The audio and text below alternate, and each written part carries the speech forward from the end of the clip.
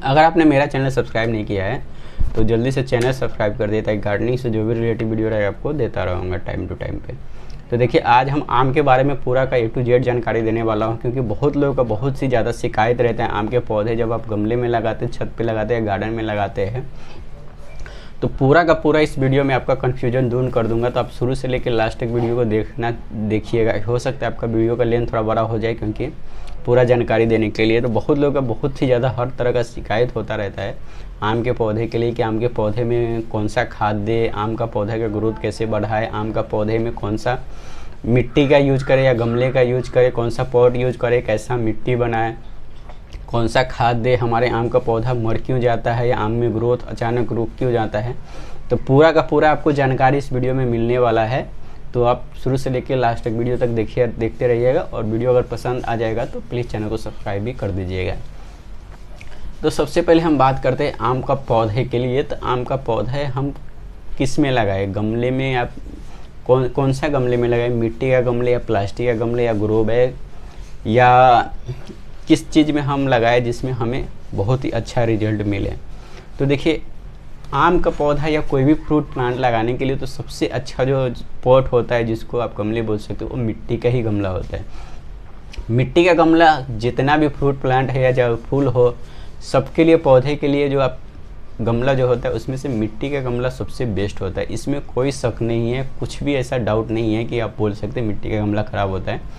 मिट्टी का गमला बहुत ही अच्छा होता है। जितना भी मतलब आप फ्रूट प्लांट लीजिए या कोई भी पौधा गमले में लगाने के लिए, मगर इसका कुछ कारण जो आपको बतलाऊंगा जो नुकसान भी कराता है, क्या क्या नुकसान है इसमें और क्या क्या फ़ायदा है।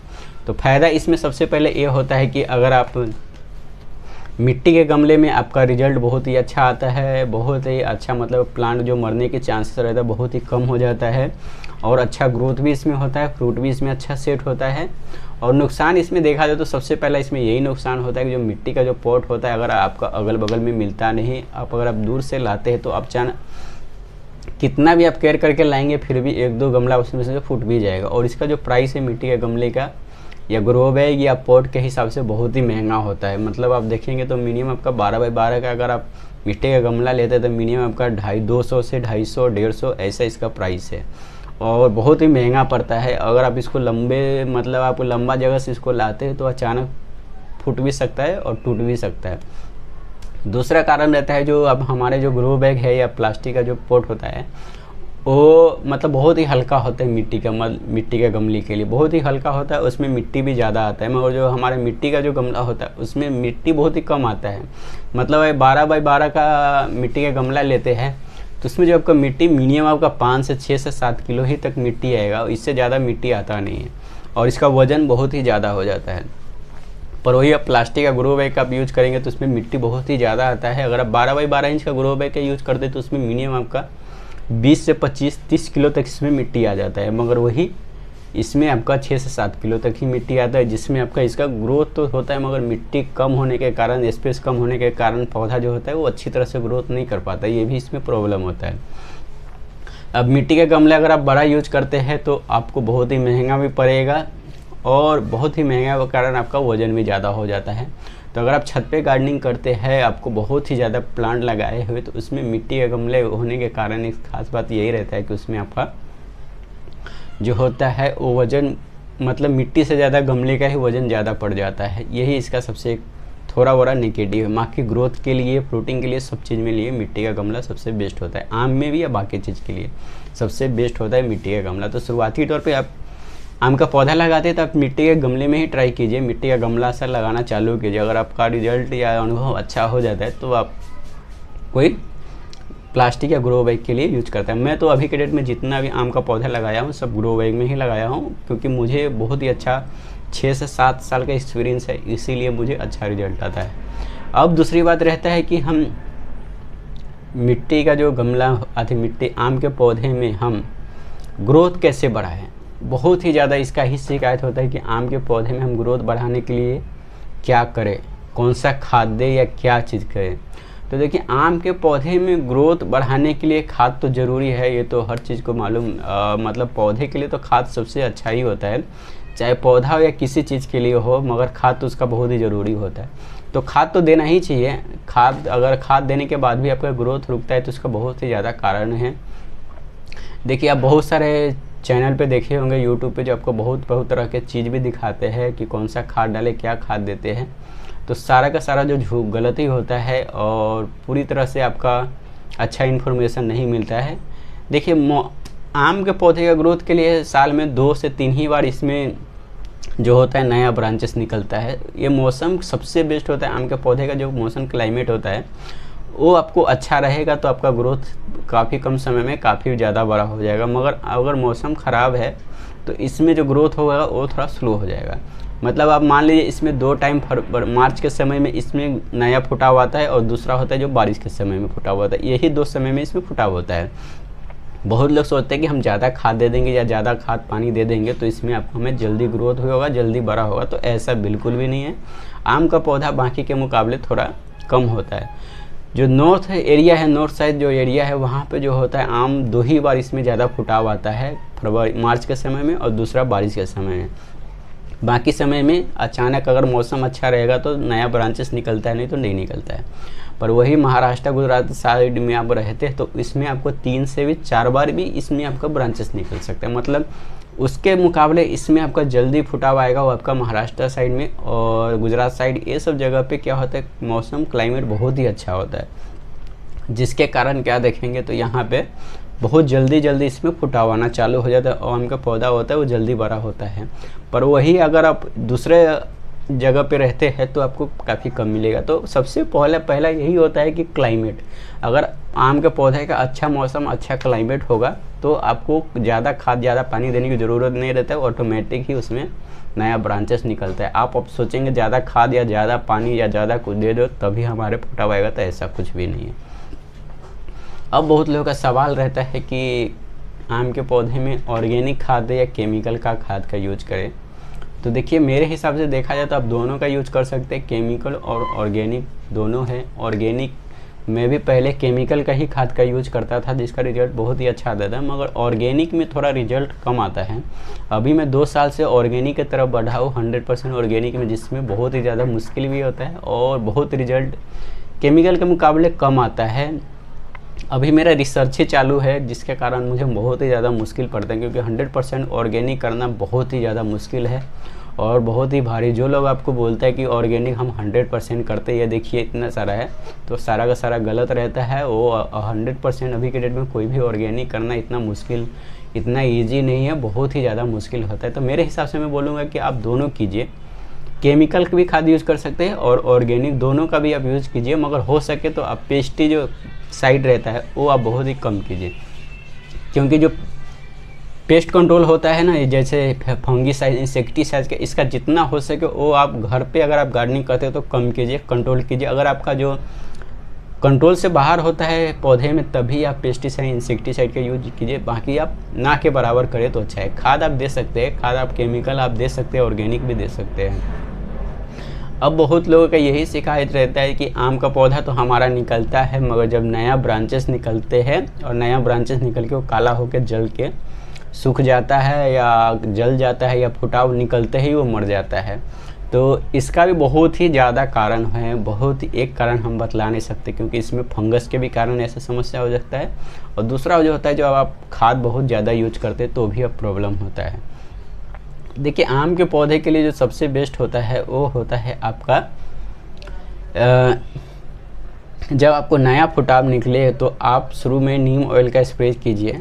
हल्का सा जब आप देखेंगे इसमें फुटाव निकल रहा है उसी समय से आपका नीम ऑयल का भी आप स्प्रे करना चालू कर सकते हैं। या आप अगर आप केमिकल का यूज करते हैं तो आप पेस्टिसाइड का यूज कर सकते हैं। इंसेक्टिसाइड और फंगीसाइड दोनों का आप स्प्रे कर देंगे तो आपका थोड़ा जो आम का जो जलने की समस्या रहता है वो इसके कारण भी जल सकता है। दूसरा जो कारण होता है, वो मेन जो कारण होता है वो है मिट्टी का पीएच डाउन हो जाना। आम का पौधे का सबसे बड़ा प्रॉब्लम यही रहता है कि अगर उसका मिट्टी का जो पीएच है वो अगर वो डाउन हो गया तो आपका आप कितना भी खाद पानी कुछ भी दीजिए आपको वो पूरी तरह से सूट करेगा ही नहीं। तो सबसे पहला बात यही रहता है कि जो मिट्टी का जो पीएच होता है ना, वो आम के पौधे में मेंटेन करना बहुत ही ज़्यादा ज़रूरी है। बहुत लोगों का ये बात मालूम नहीं होगा कि पीएच क्या रहता है। तो पीएच ही सबसे बेस्ट होता है आम किसी भी पौधे के लिए उसका खुराक पहुंचाना।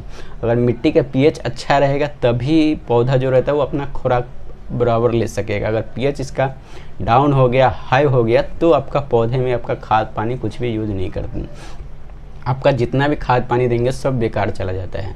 तो पीएच कंट्रोल करना बहुत ही ज़्यादा ज़रूरी होता है। तो देखिए, सबसे पहला होता है कि बहुत लोग अभी के डेट में मैं देख रहा हूँ यूट्यूब चैनल पे जो ह्यूमिक एसिड का यूज कर रहे हैं और सीवीड का यूज करते हैं, दिखाते हैं कि ग्रोथ इसके कारण बढ़ता है।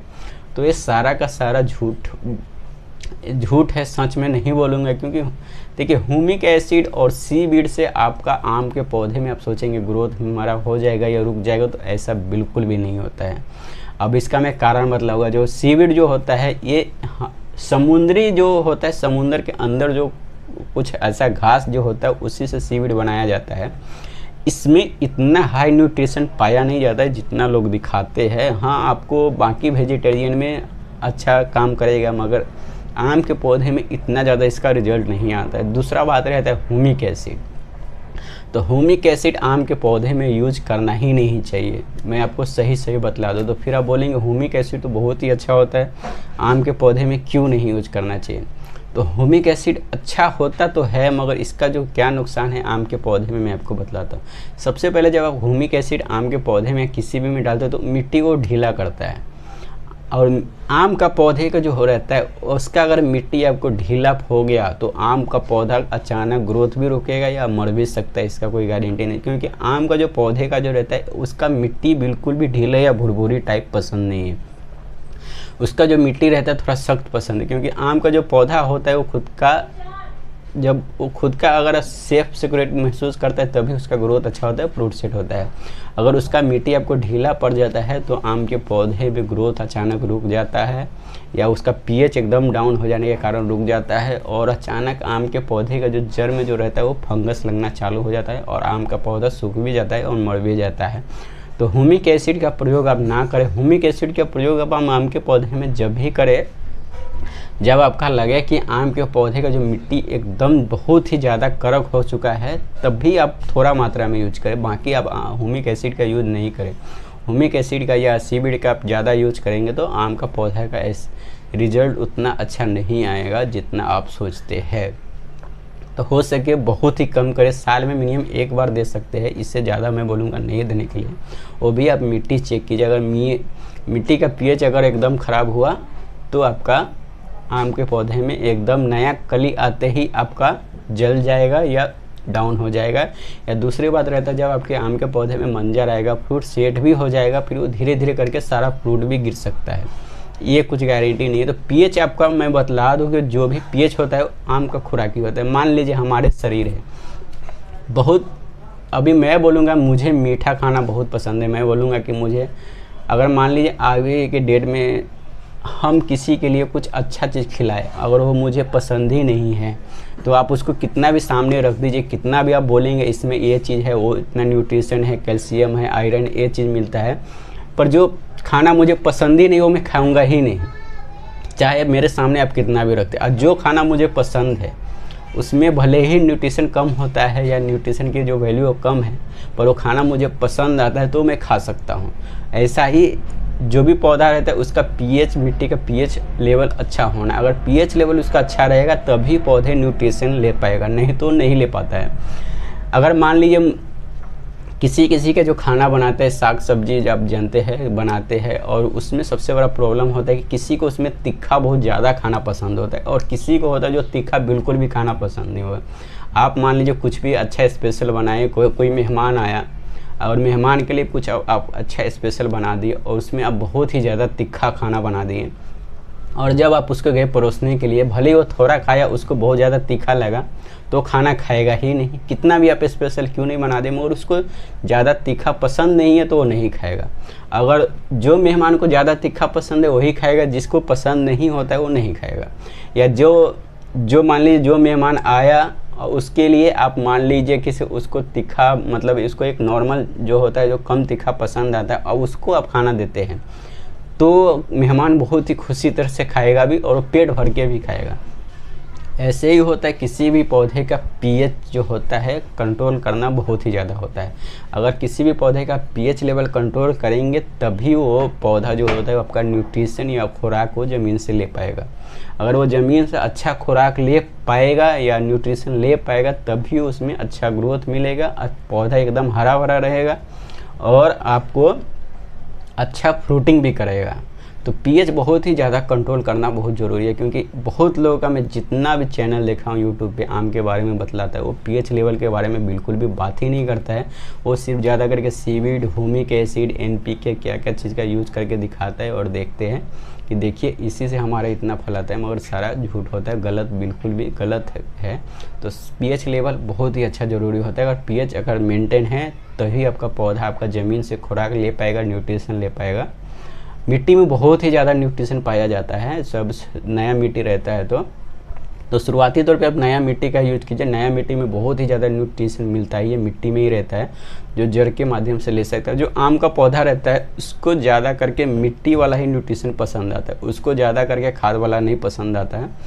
जो डिकम्पोस्ट वाला जो न्यूट्रिशन जो रहता है वो बहुत ही कम पसंद आता है उसको। आमतौर पर जो मिट्टी में जो न्यूट्रिशन पाया जाता है आम के पौधे के, वही उसको ज़्यादा पसंद आता है, वही न्यूट्रिशन लेने के लिए।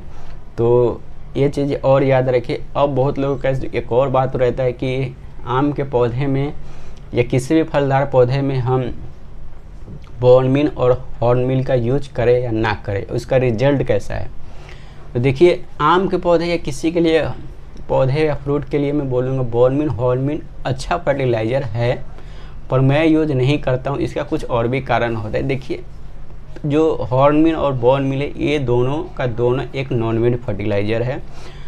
हॉर्न मील होता है जो सींग को चीज़ इसको बोलते हैं, जो सींग का जो मतलब किसी भी जानवर के ऊपर जो सींग होता है उसी को मतलब पीसा जाता है या उसी को काट छाट के उसको बनाया जाता है, मतलब सींग का ही खाद बनाता है।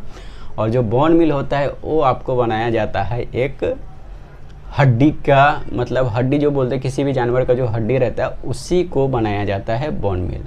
अब ये दोनों मैं क्यों नहीं यूज करता हूँ, ये दोनों करना चाहिए या नहीं करना चाहिए तो आपके ऊपर डिपेंड करता है। और मैं क्यों नहीं यूज करता हूँ, देखिए रिजल्ट अच्छा आता है या ख़राब आता है वो मैं बोलूँगा नहीं, क्योंकि अच्छा फर्टिलाइज़र है। सबसे पहले इसमें जब भी आप बोन मील और हॉर्न मील आप ख़रीदते हैं तो इसमें कुछ लिखा ही नहीं रहता है कि कौन सा जानवर का इसने यूज किया हुआ है, हॉर्न मील और बोन मील, या कौन सा जानवर को आपको कौन सा जानवर का है ये हड्डी या सींग का। मान लीजिए अब किसी भी जानवर आपको बिल्कुल आपको पसंद नहीं आता है, वो घर के सामने क्या आप उसके अगल बगल भी नहीं लाना पसंद करते या घर में भी आप नहीं लाना पसंद करते हैं, और उसी जानवर का आप हॉर्न मील या बोन मील का मतलब आप खाद यूज कर रहे हैं, तो कहीं ना कहीं आप देखेंगे तो आपके लिए जो खराबी में बोल सकता हूँ। और जो भी हॉर्न मील और बोन मील आप खाद को देंगे वही आप खुद भी खाएंगे। ऐसा आप समझ लिए जो खाद आप पौधे को खिलाते हैं उसी से वो फ्रूटिंग करता है और वही फ्रूट आप भी खाते हैं। तो मतलब आप जो पौधे को जो खिला रहे हैं ना वही आप खा भी रहे हैं। तो इसीलिए मैं यूज़ नहीं करता हूँ। बाकी आपकी मर्जी, आप कर भी सकते हैं, बहुत लोग करते हैं हॉर्न मील बोन मील का यूज़, तो आप भी कर सकते हैं, ऐसा कुछ नहीं है। ये आपके ऊपर डिपेंड करता है। फर्टिलाइज़र बहुत ही अच्छा होता है, ख़राब फर्टिलाइज़र नहीं होता है, पर हो सकता है फंगस लगने का इसमें थोड़ा बहुत डर होता है, तो आप इसमें फंगिसाइड या कुछ भी मिला के यूज़ करें तो अच्छा रहेगा। डायरेक्ट आप यूज़ ना करें या डायरेक्ट आप इसको ऊपर से ना दें, इसको ज़मीन के अंदर थोड़ा सा दे के फिर ढकने और फंगिसाइड इसके साथ साथ यूज करें तो फंगस लगने की समस्या जो रहेगा वो नहीं होगा। और भी बहुत सारा प्रॉब्लम होता है कि ग्राफ्टिंग कौन सा यूज करना चाहिए, कैसा यूज करना चाहिए, वो मैं आपको अगले वीडियो में बतलाऊँगा। बाकी जो भी आपका डिटेल्स था वो मैं आपको इस वीडियो में जितना हो सके मैं आपको समझा चुका हूँ आम के पौधे के बारे में पूरा का पूरा जानकारी। तो अगर पसंद आता है तो प्लीज़ चैनल को सब्सक्राइब करके रखिएगा, लाइक करके रखिएगा, ताकि ऐसे गार्डनिंग से रिलेटेड वीडियो और आम के पौधे से रिलेटेड वीडियो आपको देता रहूँगा। तो हो सके आपको पूरा का पूरा आपको समझ आ चुका होगा आम के पौधे में जानकारी के लिए कि आप कौन सा खाद यूज करें, कौन सा गमले का यूज करें, कैसा मिट्टी यूज करें, आपको पूरा का पूरा आपको इस वीडियो में आपको जानकारी दे चुका हूँ। अब आपका नेक्स्ट वीडियो में बतलाऊँगा कि आपको खाद कौन सा देना चाहिए केमिकल में और ऑर्गेनिक में। दूसरी बात आपको बतलाऊँगा कि इसमें ग्राफ्टिंग कौन सा यूज करना चाहिए, पूरा का पूरा आपका नेक्स्ट वीडियो में बतलाने वाला हूं। तो प्लीज़ आप चैनल को सब्सक्राइब करके रखिएगा, लाइक करके रखिएगा, ताकि ऐसे ही देता रहूँगा। जब तक के लिए बाय बाय, शुक्रिया।